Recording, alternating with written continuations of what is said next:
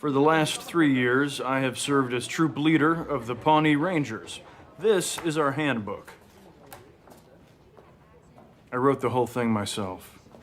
When men stop acting like men, everyone is doomed. Towards the end of last year, I posted a short video titled 2 Bible Verses Every Christian Man Should Live By in 2021. The 2 verses were 1 Corinthians chapter 16, verses 13 and 14. Be watchful, stand firm in the faith, act like men, be strong. Let all that you do be done in love. My video was directed at Christians, but recent events have convinced me that there are some non-Christians who really need to live by these verses. Take the recent exodus from Afghanistan following the Taliban takeover. We've seen footage of people at the Kabul airport trying to get out of Afghanistan by clinging to the side of a U.S. military jet. Do you notice anything about the people who are trying to force their way out of Afghanistan? They seem to be overwhelmingly grown men. Here's a now famous picture from inside the C-17. These are people who forced their way into a jet that was about to leave the Kabul airport. The U.S. military decided to take off rather than try to force the people off the jet. Now, there are some women and children here, but I'd say that 75 to 80% of the people on board are grown men. This reminds me of the Syrian refugee crisis of 2015, when tens of thousands of Syrian refugees marched into Europe. Notice anything about these refugees? They seem to be overwhelmingly grown men. Here's the irony. Who are the people who are best able to fend for themselves in a dangerous, war-torn area? Grown men are best able to fend for themselves in a dangerous, war-torn area. But who are the people who are best able to flee a dangerous, war-torn area? Grown men are best able to flee a dangerous, war-torn area. The people who are best able to fend for themselves are simultaneously the people who are best able to run and leave everyone else behind. And that's why we need rules, my friends. This girl gave me a rough time one time. She goes, well, why does a guy make more an hour to do the exact same job? I go, I'll tell you why. Because in the unlikely event that we're both on a Titanic and it starts to sink, for some screwed up reason, you get to leave with the kids and I have to stay. Think about the Titanic. Let's look at some statistics about survivors of the Titanic. There were 434 women on the Titanic, most of them passengers, the rest were staff. 324 survived. So 75% of women survived. There were 112 children on the Titanic, 56 survived. So 50% of children survived. There were 1,680 men on the Titanic, slightly more staff and crew than passengers. 323 survived. So 19% of men survived. And we could break this down a bit more to see why even more women and children didn't survive. Most of the women and children who died were in the steerage section. The steerage section was the lower decks, the bottom of the ship. These women and children were just in a bad area of the ship if they needed to get out. The women and children in first and second class, the upper decks, almost all of them survived. 97% of women in first class survived. 86% of women in second class survived.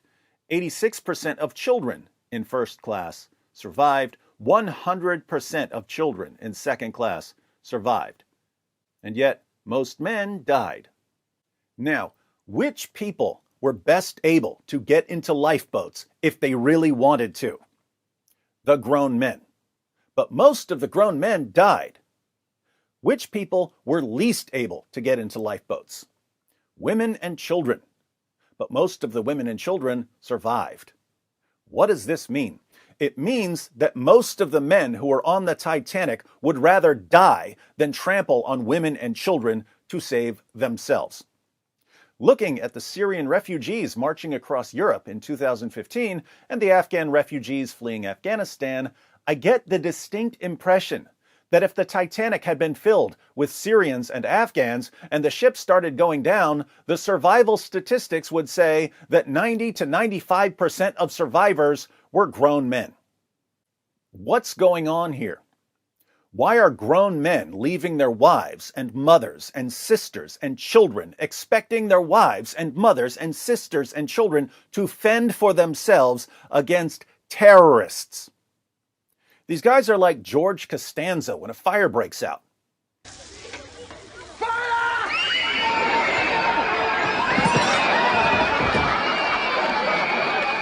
How would you not rather die than abandon women and children? How is that C-17 not filled with women and children? Now, to be fair, again, there were women and children on that jet, which means that some men fought to get those women and children on that jet. But those men were a tiny minority. Look, the principle here is very simple. And the more general principle doesn't just apply to men, it applies to everyone. Sometimes certain people have an advantage over other people. It could be a political advantage. It could be a financial advantage. It could be an intellectual advantage. It could be an advantage in status and strength and all kinds of things. There will be times when it's perfectly acceptable to use your advantage to your advantage. But there will be other times when the right thing to do is to use your advantage to help people who don't have that advantage. When things get violent, when societies break down, men have an advantage. There are lots of women in the world who are tough and who can beat up a variety of men. But for the most part, on average, men have a clear advantage.